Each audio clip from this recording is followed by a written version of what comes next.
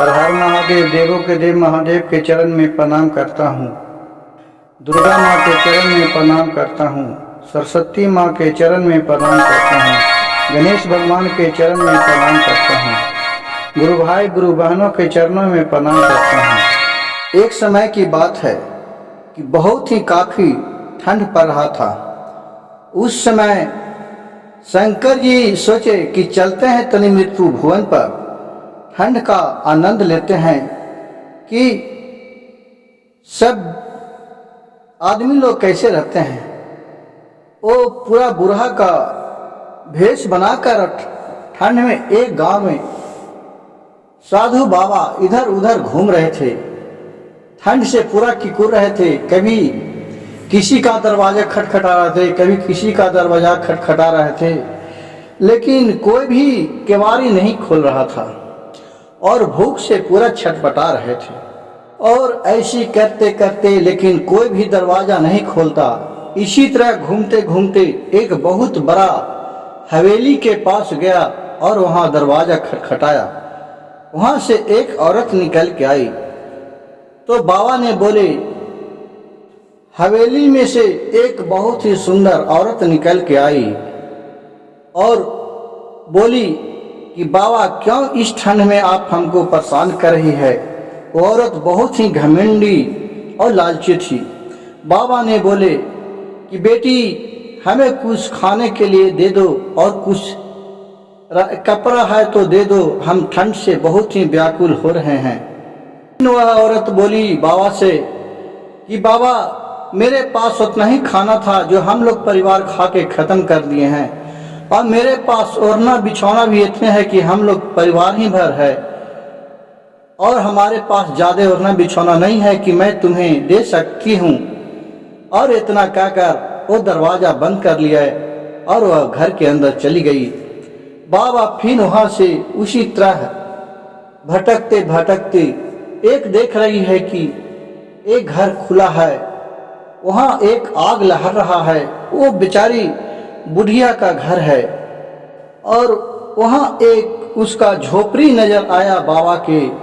बाबा ने दरवाजे पर जाकर बोले कि कोई बूढ़ा व्यक्ति को मदद करो, कुछ खाने के लिए है तो दो, मैं भूख से बहुत ही छटपटा रही हूँ, ठंड भी बहुत है, कोई मेरा मदद करो। उस झोपड़ी से एक बूढ़ी निकल के आई और बोली कि बूढ़ा बाबा बहुत ही बाहर ठंड है, चलिए मेरे झोपड़ी में अंदर चल के और मैं आग लहराते हैं, वो आग को ताप लीजिए। और उतना कह के बूढ़े बाबा को अंदर लेके चला गया। और बूढ़ा बाबा देख रहे हैं कि उस अंदर उसके 4 बच्चे हैं जो बैठे हुए हैं।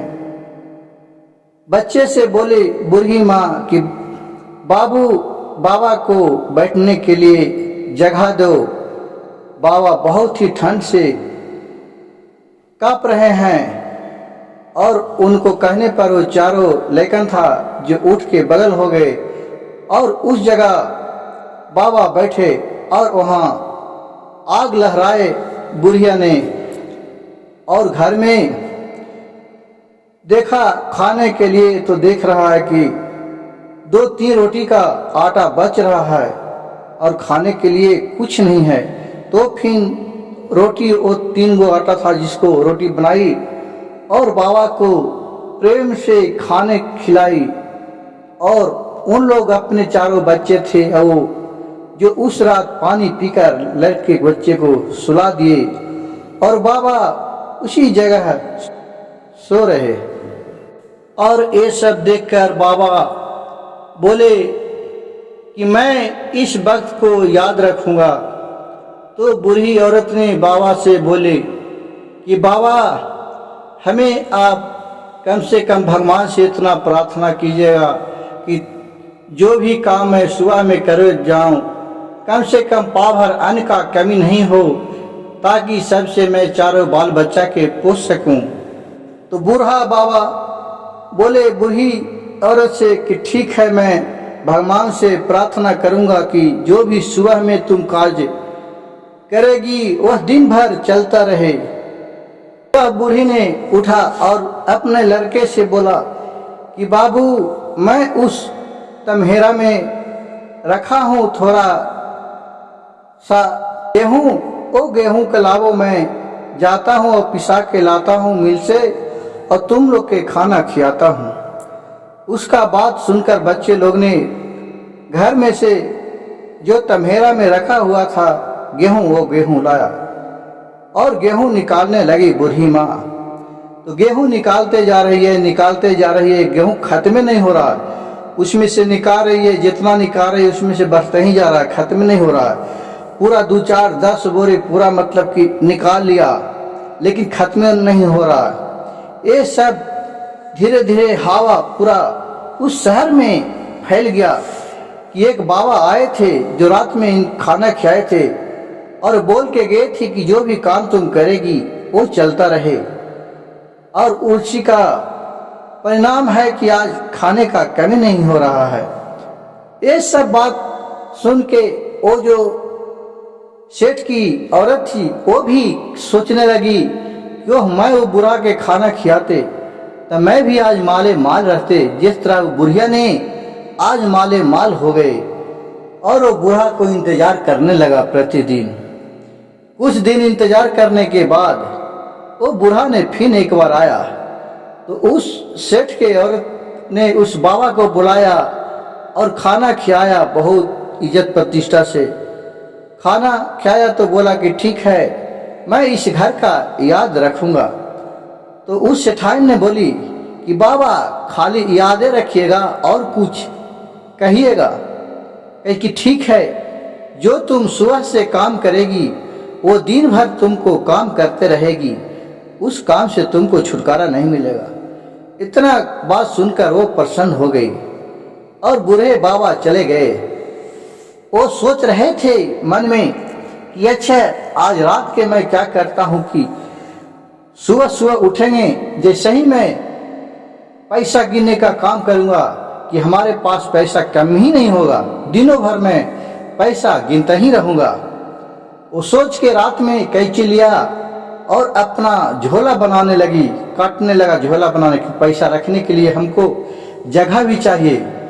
वो इतना काटते रहा कि काटते काटते उसको बिहान हो गया। बिहान हो गया तो देख रहा कि कैंची रुक ही नहीं रहा, कट ही रहा। उसको दिन भर उसी रोक रहा, तैयो नहीं रुक रहा। जितना था कपड़ा था, लत्ता था, साड़ी था, ब्लाउज था, सबको दिन में काट डाला। उसी करते करते शाम हो चला।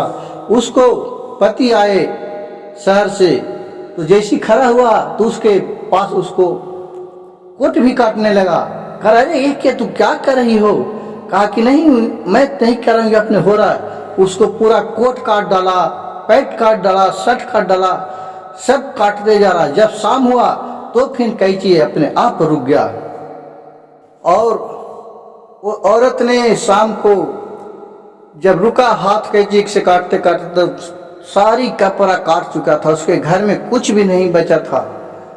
अब वो अफसोस करने लगी कि मैं लालच के चक्कर में अपने सभी चीज बर्बाद किए, जो भी घर में था वो भी मैं काट डाला।